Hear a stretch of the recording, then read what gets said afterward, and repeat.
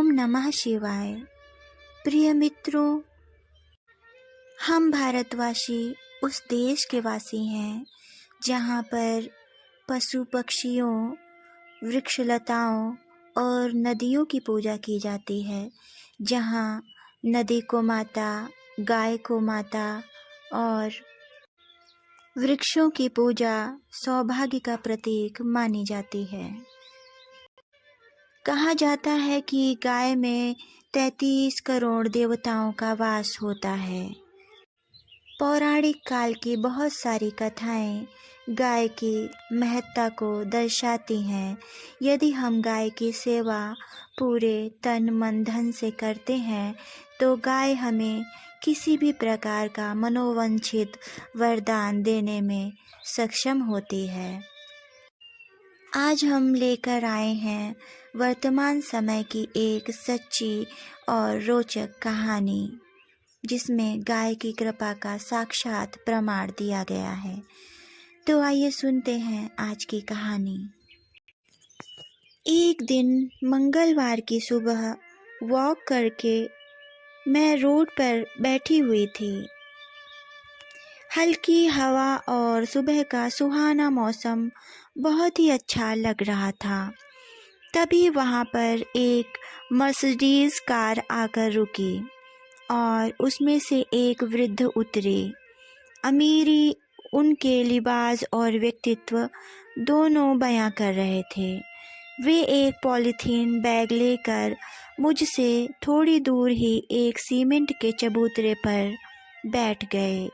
Polythene चबूतरे पर उड़ेल दी। उसमें गुड़ भरा हुआ था। अब उन्होंने आओ आओ करके पास ही खड़ी बैठी गायों को बुलाना प्रारंभ किया। सभी गाय पलक झपकते ही उन बुजुर्ग के इर्द गिर्द ठीक ऐसे ही आ गईं जैसे कोई महीनों बाद अपने घर में आता है और उसके बच्चे उसको घेर लेते हैं। कुछ को उठाकर खिला रहे थे तो कुछ स्वयं खा रही थीं। वे बड़े प्रेम से उनके सिर पर हाथ फेर रहे थे। कुछ ही देर में गाय अधिकांश गुड़ खाकर चली गईं। इसके बाद जो हुआ वो वाकया मैं जिंदगी भर नहीं भुला सकती। हुआ यूं कि गायों के खाने के बाद जो गुड़ बच गया था वो बुजुर्ग उन टुकड़ों को उठा उठा कर खाने लगे। मैं उनकी इस क्रिया से अत्यंत आश्चर्यचकित हुई, पर उन्होंने बिना किसी परवाह के कई टुकड़े खाए और अपनी गाड़ी की ओर चल पड़े। मैं दौड़कर उनके नज़दीक पहुंची और बोली, अंकल जी क्षमा चाहती हूँ, पर अभी जो हुआ उससे मेरा दिमाग घूम गया। क्या आप मेरी जिज्ञासा शांत करेंगे? आप इतने अमीर होकर भी गाय का जूठा गुड़ क्यों खा रहे थे? उनके चेहरे पर हल्की सी मुस्कान उभरी। उन्होंने खिड़की वापस बंद की और मेरे कंधे पर हाथ रखकर वापस सीमेंट के चबूतरे पर आ बैठे और बोले, ये जो तुम गुड़ के जूठे टुकड़े देख रही हो ना बेटी, मुझे इनसे स्वादिष्ट आज तक कुछ नहीं लगता। जब भी मुझे वक्त मिलता है मैं अक्सर इसी जगह आकर अपनी आत्मा में इस गुड़ की मिठास घोलता रहता हूँ। मैं अब भी नहीं समझी अंकल जी, आखिर ऐसा क्या है इस गुड़ में? वे बोले, ये बात आज से कोई 40 साल पहले की है। उस वक्त मैं 22 साल का था।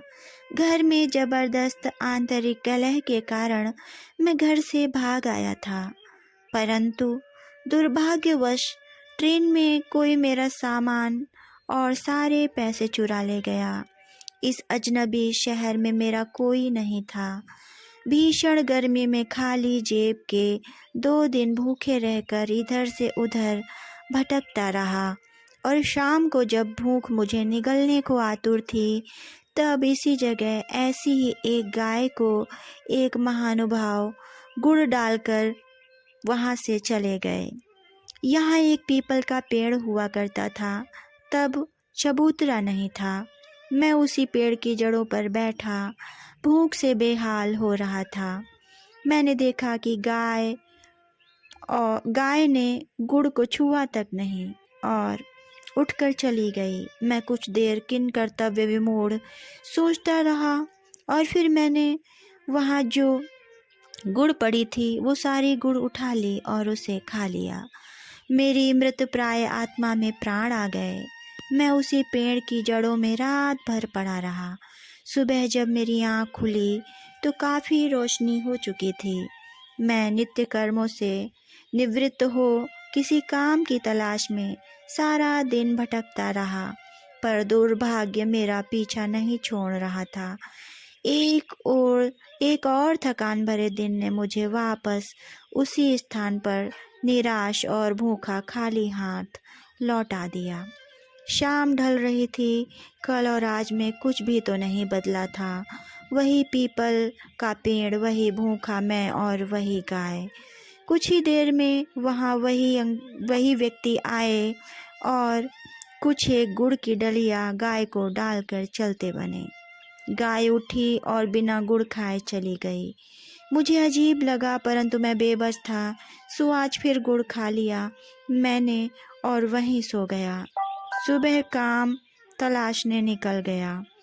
आज शायद दुर्भाग्य की चादर मेरे सर पे नहीं थी, सो एक ढाबे पर मुझे जूठे बर्तन मांजने का काम मिल गया।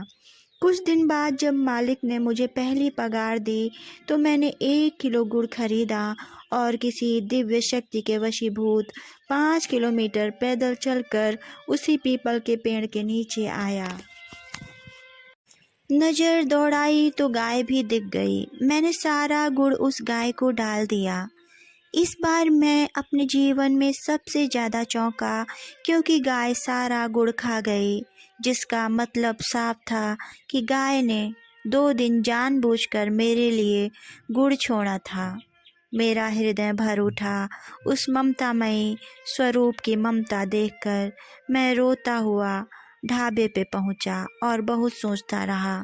फिर एक दिन मुझे एक फर्म में नौकरी मिल गई। मैं दिन ब दिन उन्नति और तरक्की के शिखर चढ़ता गया।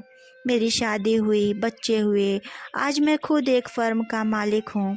जीवन की इस लंबी यात्रा में मैंने कभी भी उस गाय माता को नहीं भुलाया। मैं अक्सर यहाँ आता हूँ और इन गायों को गुड़ डालकर इनका जूठा गुड़ खाता हूँ।